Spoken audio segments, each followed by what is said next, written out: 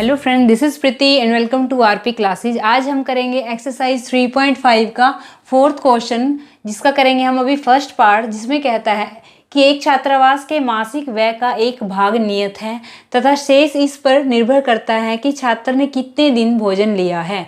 जब एक विद्यार्थी, जिसका नाम क्या है, ए है, जो 20 दिन भोजन करता है 1000 रुपये देता है। ए विद्यार्थी है, 20 दिन भोजन के 1000 रुपये दिए छात्रावास के व्यय के लिए अदा करने पड़ते हैं। जबकि एक विद्यार्थी, जिसका नाम है बी, जो 26 दिन भोजन करता है और छात्रावास के लिए 1000 रुपये अदा करने पड़ते हैं। नियत व्यय और प्रतिदिन के भोजन का मूल्य ज्ञात कीजिए। ठीक है, इस टाइप के क्वेश्चन में सबसे पहले क्या है, जो नियत व्यय और प्रतिदिन के भोजन का मूल्य, यानी कि इन्होंने दो चीजें हमसे पूछी हैं। इन्होंने जो पूछा होता है हम सबसे पहले उसको ही मान लेते हैं कि क्या नियत व्यय है हमारे पास x और प्रतिदिन के भोजन का मूल्य हमारे पास क्या है y। ठीक है, मानना हमें वही होता है जो हमसे पूछा गया होता है। सबसे पहली लाइन में हम मानते हैं कि माना ये और माना ये। ठीक है, उसके बाद क्या है, हमें जो ये सिचुएशन दी होती है, इनमें हमें दो समीकरण बनानी होती हैं। ठीक है, दो सिचुएशन हमें दी होती हैं, उनमें से हमें दो समीकरण बाहर निकालनी होती हैं। उन दो समीकरणों में x जो हमने मानने होते हैं, x और y, उनका मान निकालना होता है। ठीक है,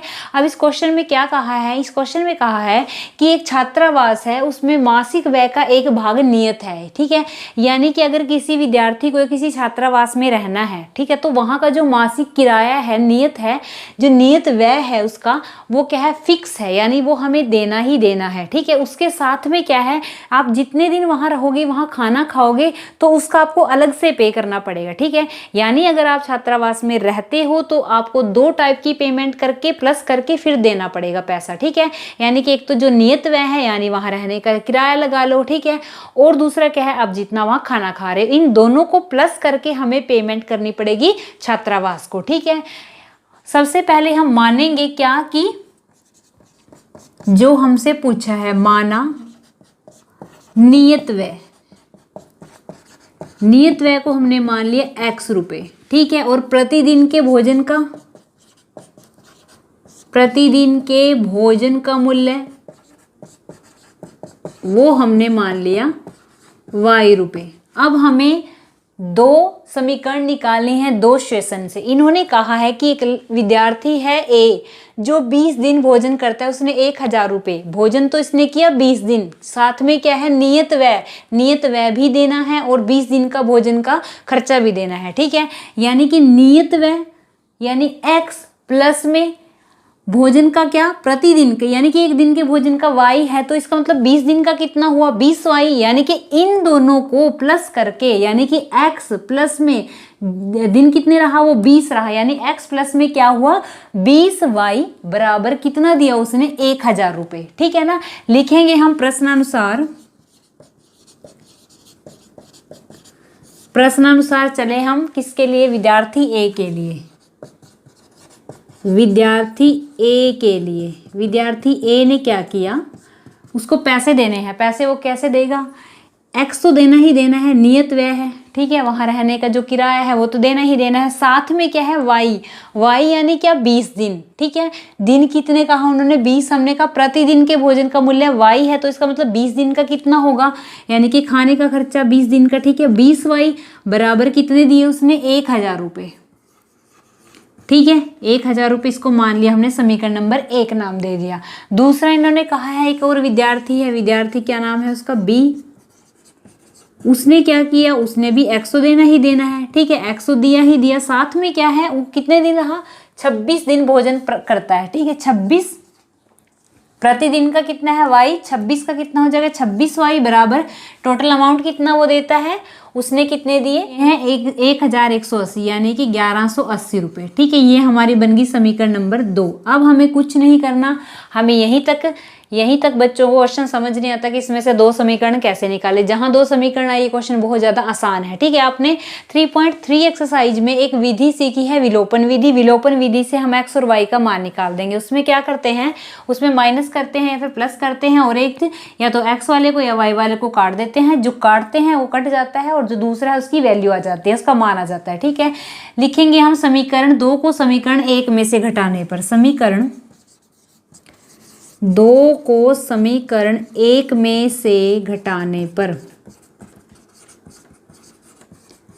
ये समीकरण 1 लिखी, x प्लस में 20y बराबर 1000, और दूसरी क्या है, x प्लस में 26y बराबर 1180। ठीक है, इनको घटाया, घटाते टाइम निशान चेंज हो जाते हैं, प्लस है माइनस का हो जाएगा, प्लस है माइनस का हो जाएगा, प्लस है माइनस का हो जाएगा, x से x हुए कैंसिल, माइनस के 26 और प्लस के 20 यानी कि 6y बराबर माइनस के 1180 और प्लस के कितना है 1000, यानी बचा कितना माइनस के 180। ठीक है, माइनस से माइनस कैंसिल, y बराबर 180 बटे में क्या हुआ 6, 6 ये कितना हुआ 18, तो इसका मतलब y का मान कितना है हमारे पास 30।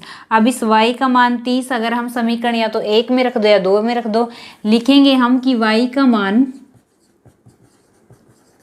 समीकरण किसमें 1 में रखने पर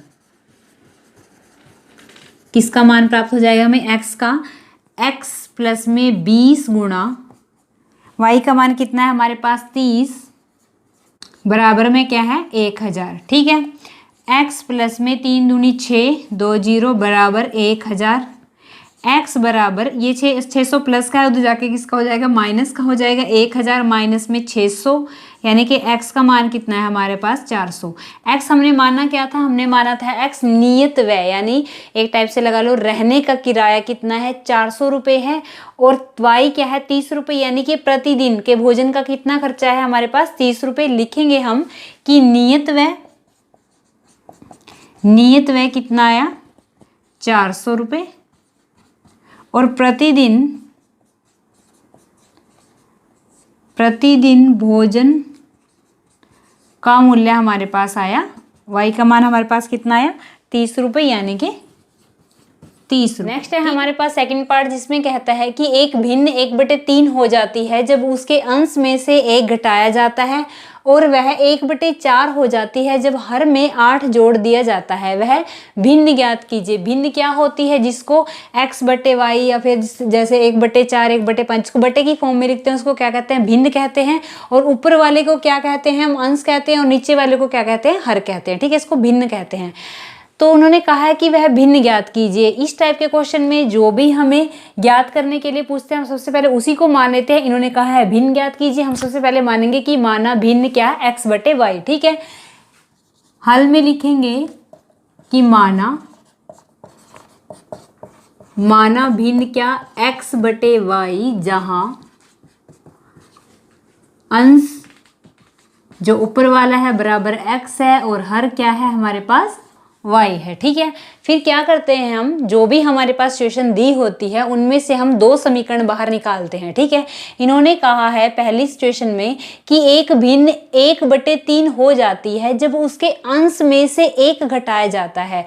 पहली सिचुएशन में इन्होंने सिर्फ और सिर्फ क्या किया, उसके अंश यानी क्या ऊपर वाले में से 1 घटाया, हर की इन्होंने बात नहीं की, हर को हमने छेड़ना भी नहीं। ठीक है, प्रश्नानुसार लिखेंगे हम, प्रश्नानुसार जो हमारी भिन्न है सबसे पहले हमने वो लिख ली, भिन्न लिख ली।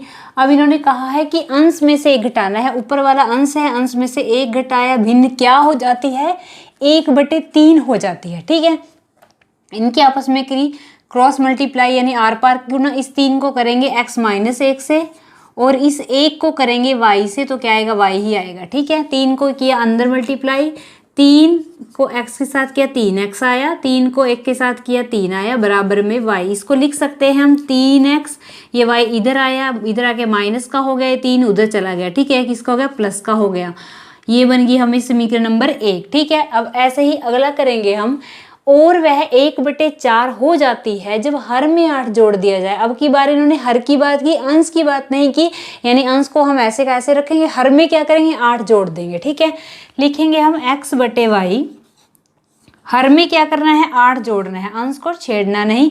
क्या हो जाती है भिन्न 1/4 हो जाती है। ऐसे ही करेंगे हम, इसकी भी क्रॉस मल्टीप्लाई, इस 4 को करेंगे किससे गुना x से, और इस 1 को करेंगे y + 8 से। इस 4 को किया x से यानी कि 4x बराबर 1 को करेंगे किसी भी संख्या से तो वही आता है, तो इसका मतलब लिख देंगे हम y + 8। ये क्या बनी 4x - में y बराबर में क्या रहा 8।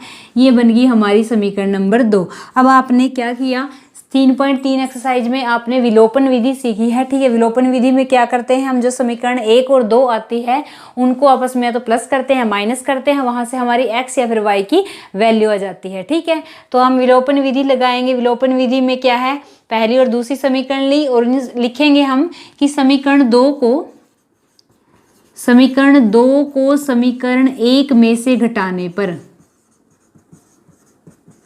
जब हमने समीकरण 2 को समीकरण 1 में से घटाया, इनको लिखेंगे पहले कि 3x माइनस के y बराबर 3, ये समीकरण 1 है, और 2 लिखेंगे 4x माइनस के y बराबर 8। ठीक है, घटाते टाइम निशान चेंज हो जाते हैं, प्लस माइनस, प्लस का है माइनस का हो जाता है, माइनस का है प्लस का हो जाता है, प्लस का है तो माइनस का हो जाता है। ठीक है, ये y आपस में हुआ कैंसिल, प्लस माइनस क्या हुआ, माइनस हुआ, यानी कि 4 में से 3 गए, कितना रहा 1, वो भी किसका, माइनस के बराबर।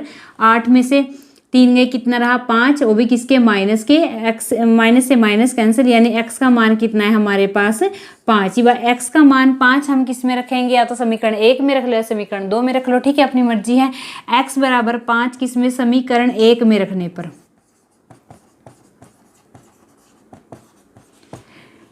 तीन एक्स माइनस वाई बराबर 3, 3x की जगह क्या रखा 5, माइनस के y बराबर में क्या है 3। ठीक है, बराबर में क्या है 3, 5 3 कितना हुआ 15, माइनस के y बराबर में क्या है 3। अब 15 को क्या करेंगे, उस साइड लेके जाएंगे, माइनस के y बराबर 3, ये 15 प्लस का था, इधर आके इसका हो जाएगा माइनस का हो जाएगा।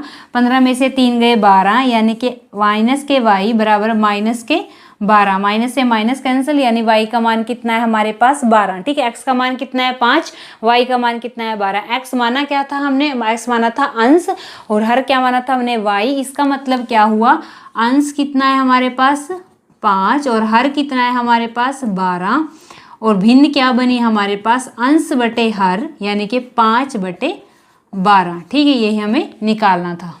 वीडियो अच्छी लगी तो लाइक शेयर एंड सब्सक्राइब कीजिए हमारे चैनल को। Thank you.